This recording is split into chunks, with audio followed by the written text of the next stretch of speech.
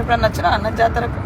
చాలాసార్లు వచ్చినా, అంటే చిన్నప్పటి పెద్ద జ్ఞాపకం ఎక్కువ లేదు కానీ ఎంపీ అయినాక తెలంగాణ ఏర్పాటు కావాలని మొక్కి 2013లో అప్పుడు అనేక సార్లు వచ్చినా ఒక మాట ఆగుతున్నది. 2014లో తెలంగాణ బిల్ ఫిబ్రవరి 13 రోజు పార్లమెంట్ ఇంట్రడ్యూస్ అయ్యే రోజే సేమ్ డే వనం నుంచి దేవతలు కిందికి మన గద్దెల కాడికి వచ్చారు అనేది లెక్క కరెక్టేనా? కాదు, అంటే మనం 60 ఏళ్ళ నుంచి జనం ఎట్లయితే తెలంగాణ కావాలి తెలంగాణ అంతకుముందు కూడా ఎవరు వచ్చినా బెల్లం ముద్దలు పెట్టుకొని జై సమ్మక్క సారలమ్మ జై తెలంగాణ శివరాత్రి ఉంటే కూడా అనుకుంటూ వచ్చేది.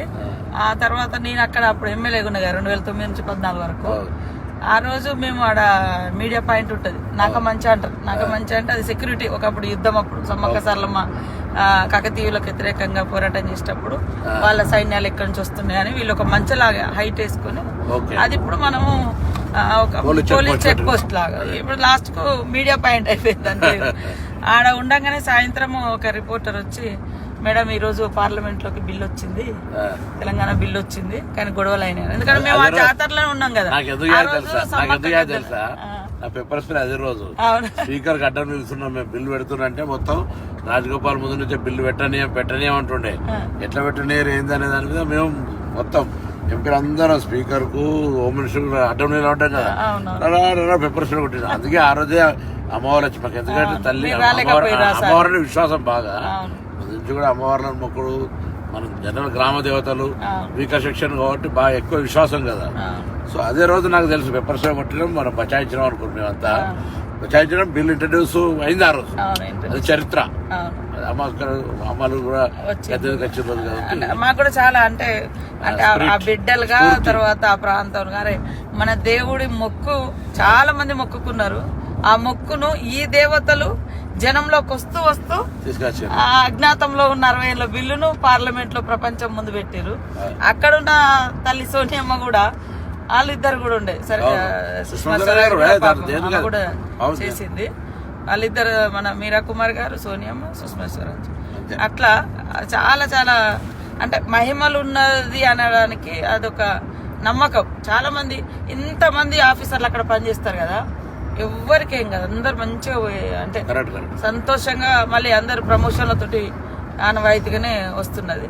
ఇన్ని లక్షల మంది ఒక దగ్గర వచ్చి ఉండడం, ఆ 3 రోజులల్లా ఇంత బ్రహ్మాండంగా ఉండడం నిజంగా ఒక ఎన్ని లక్షల మంది వచ్చి ఇంత జరిగినా ఎటువంటి ఇబ్బంది లేకుండా, పెద్ద అంటే తప్పు జరిగిందనో లేదా అటువంటి ఏం లేకుండా పోతుంటది కదా. చాలా చాలా అమ్మవారి దయ తప్ప అది ఎవరో మనందరం గొప్ప ఏర్పాట్లు ఇవన్నీ వేస్ట్, ఇవన్నీ అంత.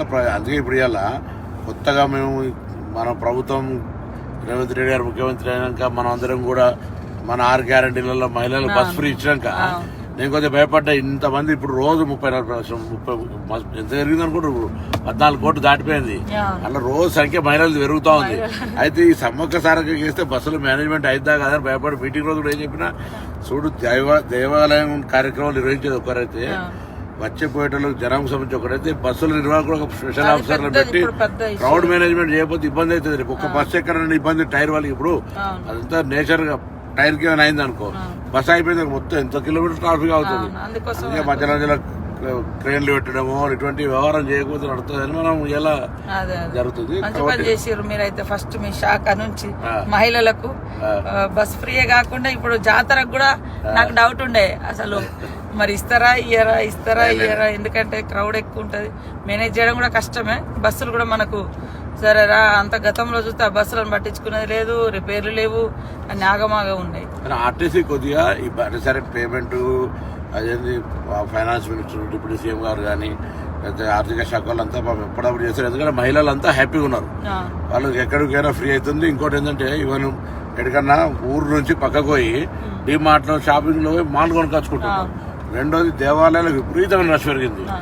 బంధువులు తల్లిగారిని చూడడానికైనా, బిడ్డ దగ్గరికైనా, హాస్టల్ దగ్గర పిల్లలకి అసలు మామూలుగా ఫ్రీక్వెన్సీ పెరగలేదు. వాళ్ళందరూ హ్యాపీ.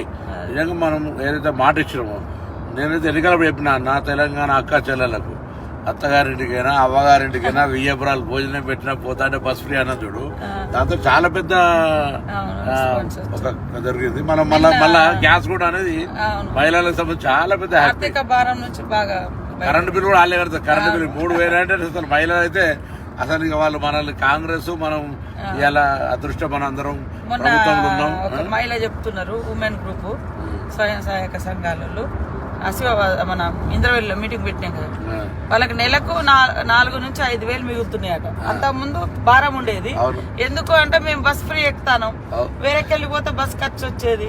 ఆ బస్సు కిరాయి కట్టకుండా మేము ఏడికి పోయినా కూడా పని చేసుకొని వస్తాను. మహిళా సంఘాలలో కూడా 4 నుంచి 5,000 భారం మాకు తగ్గింది మీ గవర్నమెంట్ వచ్చిన. చదువుకున్న పిల్లలక్క నేను నిజామాబాద్ మనం సడన్ గా ఆర్మూర్ బస్ స్టాండ్ పోయినా 330 రూపాయలు టికెట్ మంచి పోతుంది వస్తుంది. వీక్లీ ఒకసారి అవసరమైతే 2-3 రోజుల కోసం వేస్తున్నాను. అంటే చాలా కన్వీనియంట్ జరిగింది. 500-600 ఉన్నది బస్ కిరాయి వాస్తవానికి, గతంలో పెంచేసారు. ఇప్పుడు ఎందుకే సమ్మకు కూడా ఏర్పాట్లు బాగా చేయాలని మనం బస్సులకు సంబంధించి దాదాపు 600 బస్సులు పెట్టి మేనేజ్మెంట్ కూడా స్టాఫ్ మా ఎండి గారు కూడా చెప్పినాం, మా సెక్రటరీ కూడా అందరు మొత్తం ఆన్సర్ అంటే అందరు వస్తారు. అన్ని రకాల ఏర్పాట్లకు ఎక్కడ ఇబ్బంది లేకుండా చేయాలని గవర్నమెంట్ కూడా అటువంటి ఆలోచనతో మనం కూడా అందరం చేస్తున్నాం. కాబట్టి ఆ సమ్మక్క సారక్క కార్యక్రమంలో కూడా భగవంతుని అందరూ ఇంకోటి ఏంటంటే గొప్ప విషయం ఏంటంటే మనం ఈసారి అందరూ కూడా ఖచ్చితంగా ప్రతి తెలంగాణ బిడ్డ ఇంటికి మనం బంగారం అంటే బెల్లం ఏదో ప్రసాదం పంపాల్సిందే.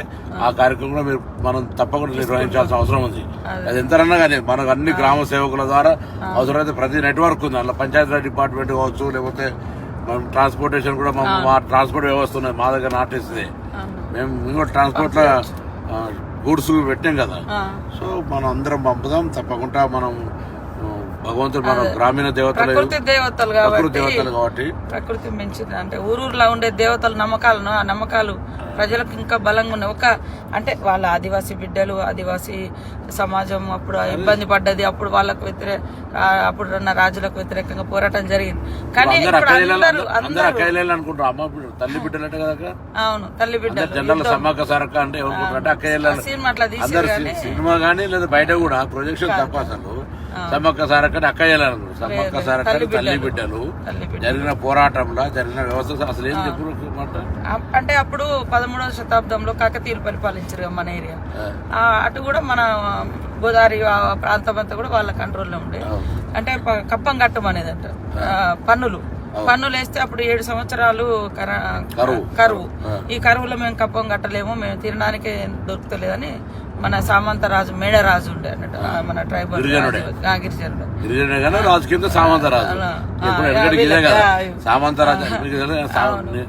సామంతరాజులు జమీందారులు, జాగీర్దారులు 1947 స్వతంత్రం రాకముందు అంతా కూడా వాళ్ళది ఉండే రాజ్యం. మళ్ళీ ఎట్లయితే స్వతంత్రం వచ్చి మనం భారతదేశంలో ఇల్లేమో వాళ్ళంతా కాంగ్రెస్ నాయకులే, ఎమ్మెల్యేలు, ఎంపీలు అయిపోయి మళ్ళీ ఇప్పటికీ అలాగే వస్తున్నారు. దాని తర్వాత తెలంగాణ ఉద్యమం వచ్చింది. మళ్ళీ ఆనాడేమో మనం ముక్తి కోసం విముక్తి కోసం అన్నాం. ఇలా నీళ్లు నిధుల కోసం ఆనాడేదో జరిగింది, మళ్ళీ ఇదే జరిగింది. ఆయన ఇబ్బంది పెడితే మేము కట్టలేమంటే కాకతీయులు యుద్ధం ప్రకటించారు. వీళ్ళ దగ్గరేమో మంచి ఆధునికమైనటువంటి ఆయుధాలు, ఆధునిక ఆయుధాలు. మన దగ్గరేమో బల్లలు, బర్షలు, బాణాలు.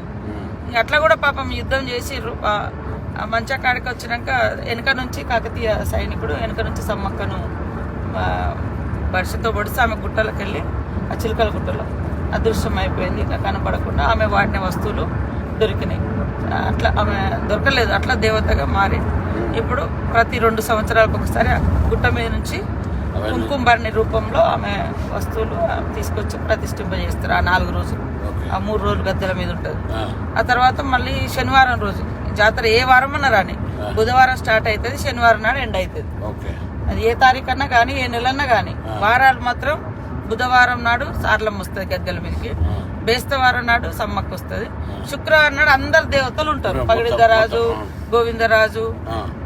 గోవిందరాజు ఏమో సార్లమ్మకు భర్త, పగిడిద్దరాజు ఏమో సమ్మక్కకు భర్త. సమ్మక్క సార్లమ్మ తల్లి బిడ్డ, జంపన్నేమో కొడుకు, సమ్మక్క కొడుకు. అక్కడ ఆయన వాగుకాడ సెక్యూరిటీగా ఉంటాడు. అంటే అక్కడ ఉంటే ఆయన అంటే సైన్యాన్ని ఆపలేక అవమానంతో అట్లా పడి చనిపోయింది అనేది ఒక కథ. అంటే ఆ వాగుంది కదా జంపన్న వాగు గురించి, అక్కడ దాని పేరు ఒకప్పుడు సంపెంగి వాగు అని ఉండినట. ఆయన చనిపోయింది కాబట్టి ఆయన పేరు జంపన్న వాగు అని వచ్చింది.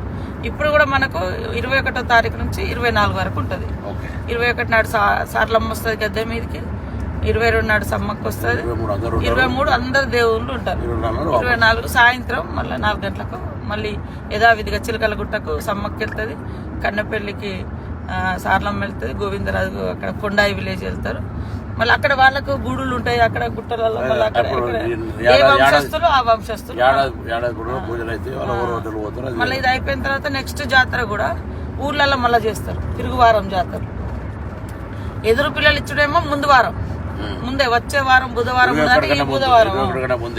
చాలా మంది మన తెలంగాణలో అందరు కూడా జాతరకు ఉన్నదంటే ఖచ్చితంగా వేములవాడకు వచ్చి ఇక్కడ మొక్కులు తీసుకుని అక్కడికి వస్తారు. మొన్న మేము కూడా మా అమ్మ నాన్న అంత ఫ్యామిలీ అంతా ఫస్ట్ ఆడికి వచ్చారు, ఆడికి పోయి తర్వాత ఇక్కడికి పోవడం మన శివరాత్రి జాతర.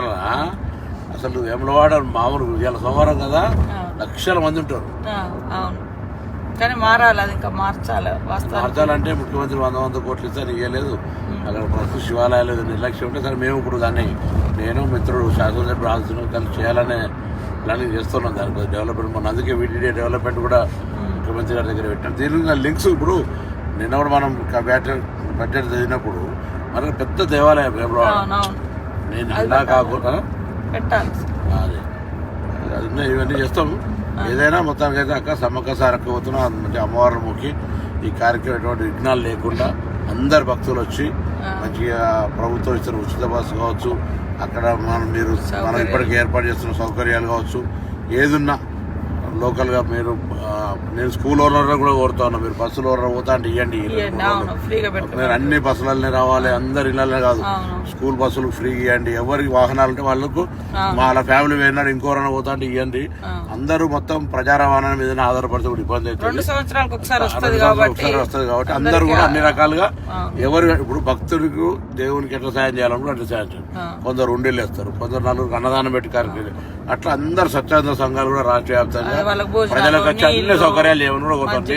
నీళ్ళు ఇచ్చడం, నీళ్ళ సప్లైయర్లు కావచ్చు, భోజనం వాళ్ళు కావచ్చు, లేదా ఇతర స్నాక్స్ ప్రిపేర్ చేసే చాలా మంది ఇప్పుడు అటువంటి ఎవ్వరికి వాళ్ళు వచ్చి సాయం చేయమని కూడా మనం అందరం కూడా ప్రభుత్వం తరఫున కోరుతాను. ఈ సమ్మక్క సారక్క అనేది రాష్ట్ర ప్రభుత్వ కార్యక్రమం, జాతీయ స్థాయిలో కూడా గుర్తించాలని చెప్తాను. ఇప్పుడు మాట్లాడతారు నేషనల్ ఫెస్టివల్ చేయమంటే అది కూడా చేయాలి. ఇలా ఇవన్నీ ఉన్నాయి, ఇవన్నిటికి సంబంధించి తప్పకుండా మనం మళ్ళీ ఇప్పుడు 4-5 రాష్ట్రాలలో వస్తారు, ఛత్తీస్గఢ్, మధ్యప్రదేశ్, ఒరిస్సా, మహారాష్ట్ర, ఏదో వేములవాడ ఇక్కడికి మహారాష్ట్ర చాలా మంది వస్తారు సమ్మక్క సారక్క. సో అందరి పండుగ ఇది, అందరు కూడా దీనికి సహకరించి ఈ కార్యక్రమం విజయవంతం కావాలని చెప్పి మళ్ళీ మా ఏరియాకి వస్తున్నారు. వరంగల్ జిల్లా ఉమ్మడి జిల్లానే కదా కాబట్టి మళ్ళీ ఒకసారి అందరం కుటుంబ పరంగా కూడా వస్తాం. అందరికి స్వాగతం. సమ్మక్క సారక్క అందరికీ విజయవంతంగా భగవంతుని అమ్మవారి ఆశీర్వచనం ఉండాలని కోరుకుంటున్నాం.